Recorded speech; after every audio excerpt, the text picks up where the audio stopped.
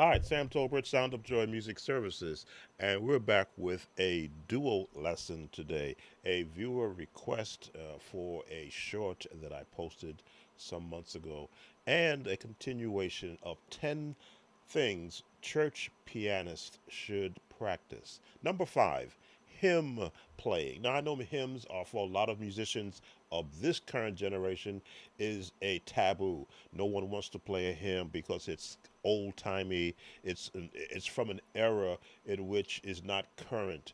But you will find that the chords that you are searching for are contained in the structure of playing specific chording around specific hymns from a different era. So we're going to select, which was an actual viewer request.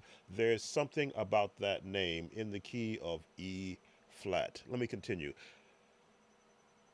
Practice playing hymns with accuracy, which means the melody based on scales, fluency, your understanding of what the lyrics are and how to place the notes around the lyrics, and sensitivity to the congregation. In this case, we're going to be doing a hymn that can be congregation and solo.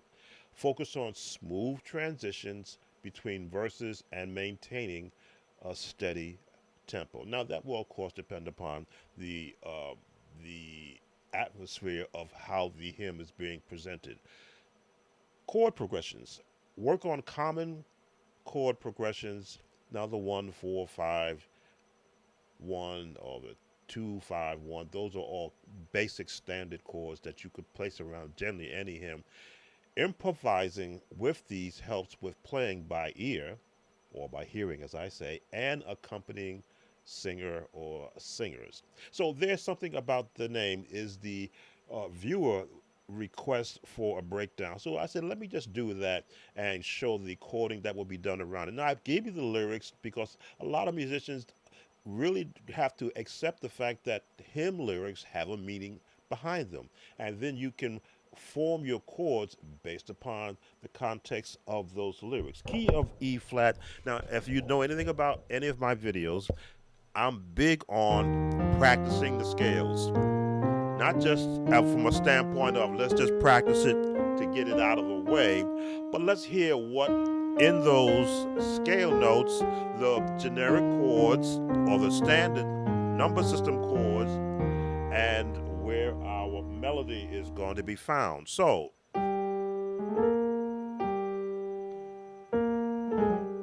just playing around in the scales with the lyrics.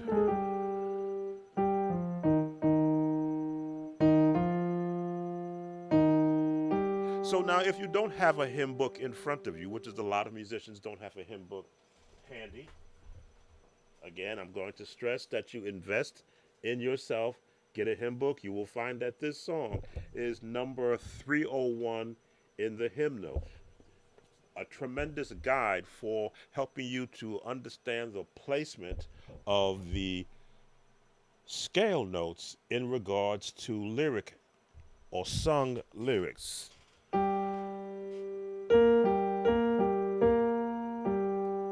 Like the fragrance after the rain. So I'm going to stop right there. What you want to look to do is to build your chords based upon the structure of the scale.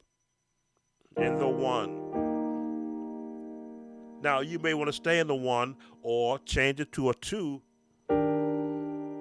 just to change that tone, but you're still in the 1. Put that flat in there, but you're still in the 1.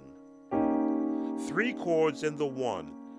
This is why I had the series on the actual chord builder series, so that musicians will know that you don't have to stick with a standard chord in a particular number designation. 3 chords in the 1. Try that again. Jesus, Jesus, our second chord. Jesus, our third chord in the 1. Now that 7th chord, which is the jazz, it's part of the jazz scale, is what this song is built on. There there is to take you to the 4. Now I'm throwing a add to, some may call it a sus, depending on how you want to look at it. Something, a jazz turn about, again, another flatted chord to give you that certain sound. That name. Now this is a E major 7, which can be denoted as a jazz chord. But look, built on the scales.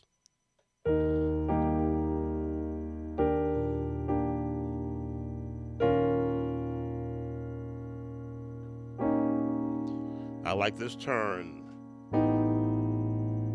A passing chord is something about that full chord, that name. Now the passing tones is where you're going to be improving. Diminish an F minor 9, because now we're just floating around the chords. To take us back to the next verse. Let me see. There is something here or here. Again, one note change can change the whole tone value of the chord. About that 1 plus 1, 2, 5. Look at all these chords, which are of the jazz family.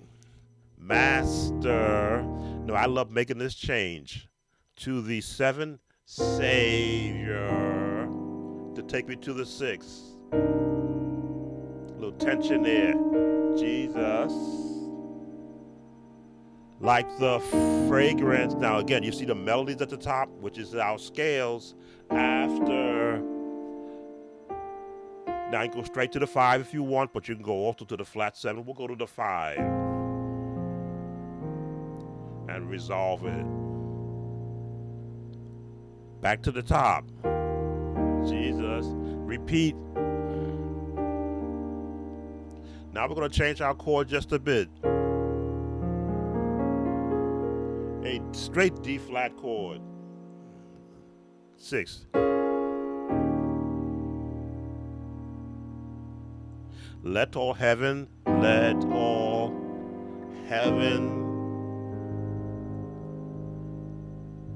We're in the 4, but look at our chord. Heaven and earth.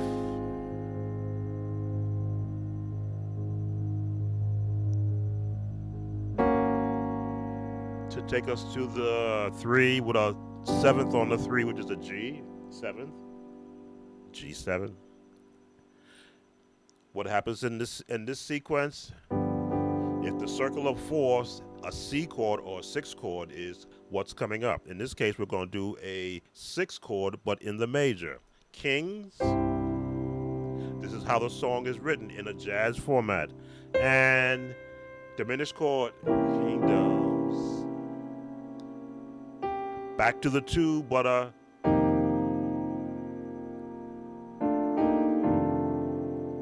13th on the 2, right in E flat.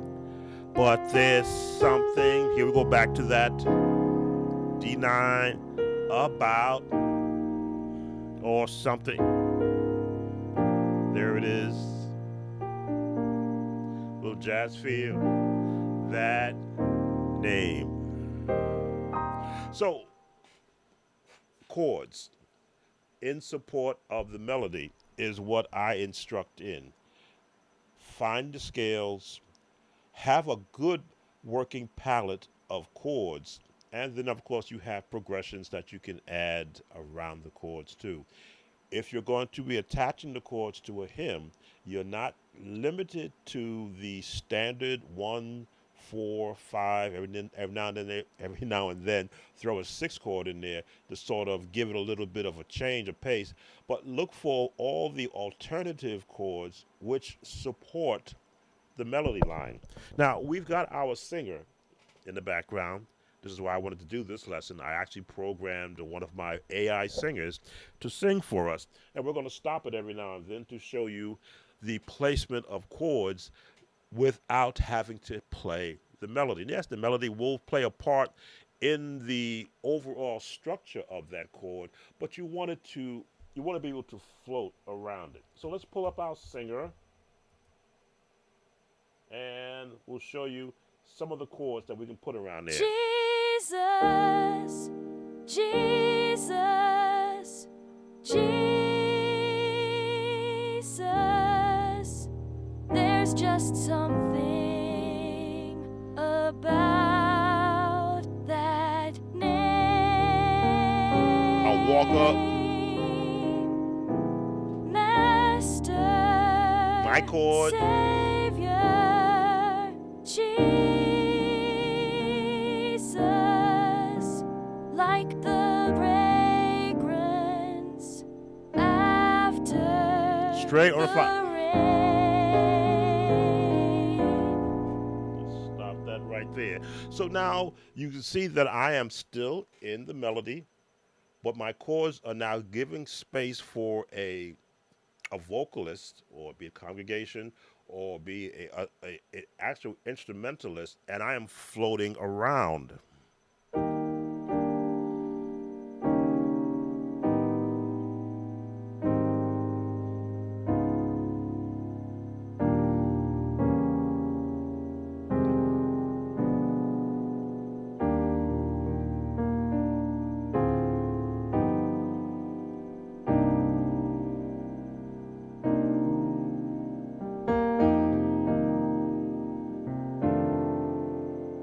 Now let's go straight to the 5 and let it resolve. Let's pick up from here where we stopped. Jesus, Jesus, Jesus, let all heaven and earth proclaim.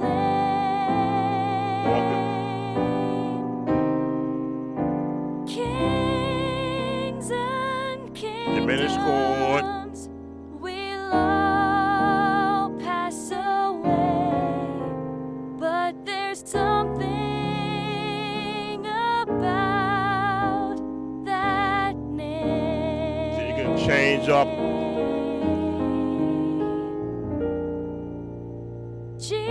Jesus, Jesus, Jesus. Extending the chords. There's just something about that name. Passing tone. Master, My chain. Savior, Jesus,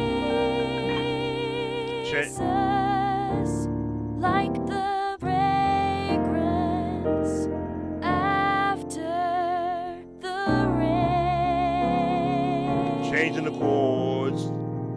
Working with. Jesus, Walk up. Jesus, Jesus, let all heaven Watch. and earth proclaim.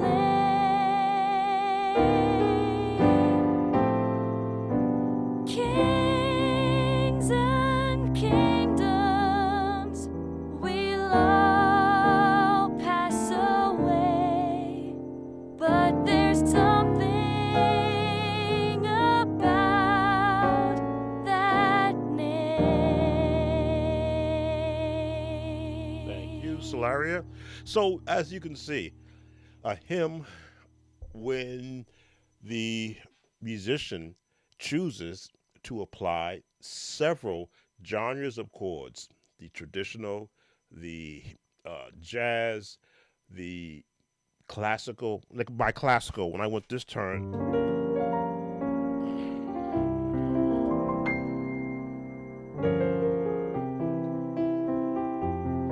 back into jazz, back to jazz, and you can bring it down chromatically. Some more jazz chords.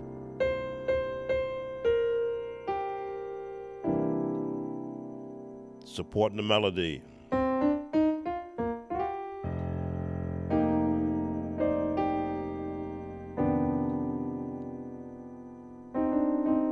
Little classical.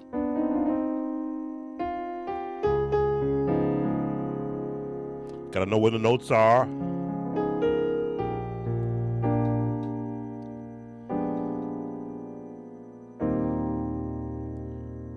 You can go chromatically down.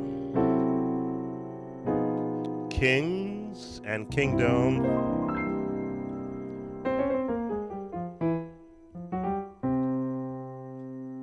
Practice your scales.